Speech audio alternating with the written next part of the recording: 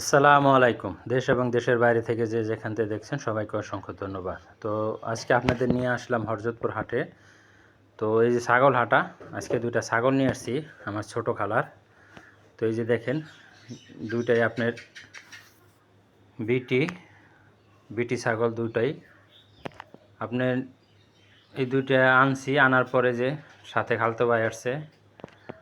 তো ব্যাপারীরা দাম বলতেছে আপনার কেউ ১৬, কেউ ১৮, কেউ ২০। তো অনেকটা সময় দাঁড়িয়েছিলাম, ২০-এর বেশি কেউ দাম বলে না। পরে লাস্টে একজন ২০,৫০০, পরে আপনার ২১,০০০ টাকা বিক্রি করলাম খাসি ২টা। এই যে কালো যে খাসি ২টা দেখছেন, এই যে খাসি না আপনার, এই দুটার বলে বাঞ্জি বকরি যেইগুলি বলে, মানে বাচ্চা দেয় নাই এখনও, মানে বাচ্চা না দেওয়ার কারণেই আপনি বিক্রি করে দেওয়া। তো বিক্রি করে দেওয়ার পরে তো খালতো ভাইকে বললাম চলো একটু নদীর পাড়ে বসে আসি। এই যে খালাতো ভাই ক্লান্ত, ছাগল বিক্রি করে দীর্ঘদিন পর হাটে আসছে। তো বাহিরে থাকে, তো বাইরেতে আসছে ছুটিতে। তো এই নদীর পাড়ে একটুখানি বইসা রইলাম অনেকটা সময়। বইসা এই যে এক ভাই আখের শরবত বিক্রি করতেছে। তো ভাই এমন একটা জায়গায় বসছে, এই জায়গায় মনে করেন তেমন একটা বেচাকিনি হবে না, কারণ এই জায়গায় বাইরে বললাম আপনি ভিতরে কোনো এক জায়গায় যেয়ে বসেন, তাহলে আপনার বেচাকিনিটা ভালো হবে। তো ভাই বলতেছে আমার ভিতরে বসতে দিতেছে না, মানে নানান একটা ই।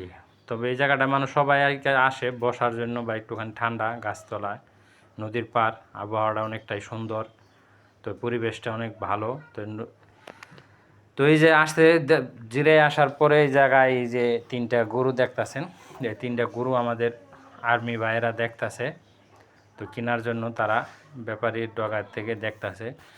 তো ভিডিওতে কেমন দেখা যাইতেছে আমি জানি না সঠিক, তবে আমি যেহেতু বাস্তবের সাথে দেখছি, তো গরু যখন ব্যাপারীদের ডগায় বাঁধা থাকে তখন একটুখানি অনেকটাই বড়ই দেখা যায়। এখন আমার কাছেও মনে হইতেছে অনেকটা বড়ই, কিন্তু এখন সরাসরি আমি দেখছি তখন মনে করেন একটা অন্যরকমই।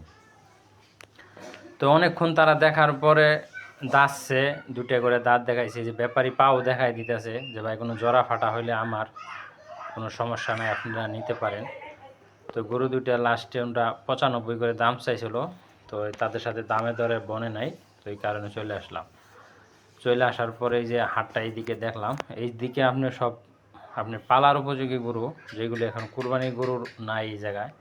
তো পালার উপযোগী গরু এইগুলি তেমন একটা কাস্টমার নাই, এই লাইনটা সম্পূর্ণ পালার গরু। তো এখন মানুষের পালার গরু নিয়ে রাখবে কোথায়, সেটাও একটা কারণ। যারা গরু পালন করে তাদের প্রত্যেকের বাসায় কুরবানির উপলক্ষে গরু অবশ্যই আছে বাড়িতে। তো ওইগুলি বিক্রি করার পরে হয়তো বা পালার গরুগুলি উঠাবে, তবে এই কারণে পালার গরুর চাহিদা অনেকটাই কম। দেখেন সারি সারি প্রচণ্ড গরু আছে, প্রচণ্ড গরু। এই জায়গায় আপনার তেমন একটা কাস্টমার নাই বললেই চলে, মানে গরু অনুযায়ী কাস্টমার এদিকে নাই। কারণ পালার গরুর চাহিদা মানুষের তেমন একটা নাই এখন। এখন সবারই টার্গেট হচ্ছে আপনার কুরবানির গরু দেখার এবং ক্রয় করার।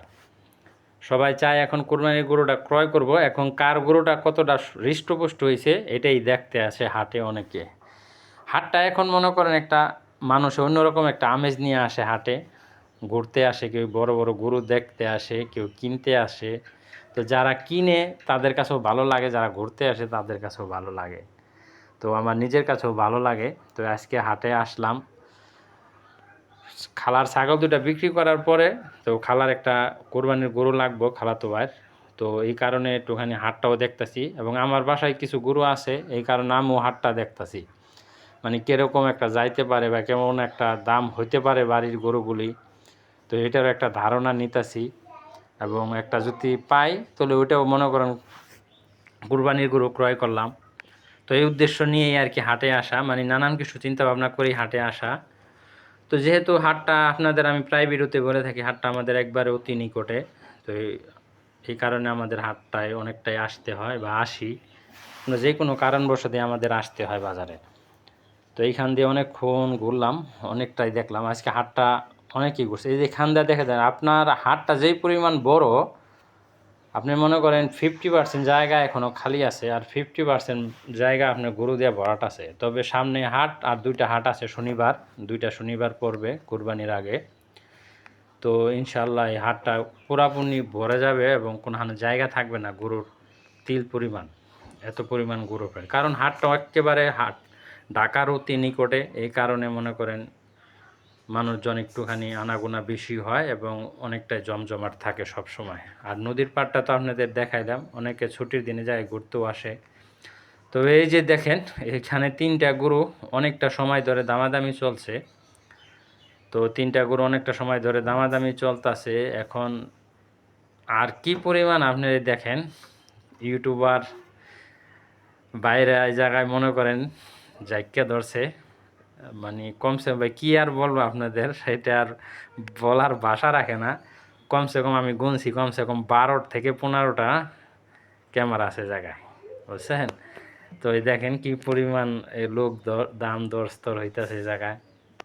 আমি দীর্ঘ একটা সময় ধরে দেখতাছিলাম, আর মাঝে মধ্যে নিজের কাছেও হাসি লাগতাছিল যে এত মানুষ এই জায়গায় গরুটা দেখার জন্য এবং বিক্রি করার, বেশ লাস্ট পর্যন্ত বিক্রি হয় কি না সেটা। এই যে একটা 3টা গরু দেখতেছেন আপনারা, এই 3টা গরু আপনার দাম দিছিল 6,50,000 টাকা।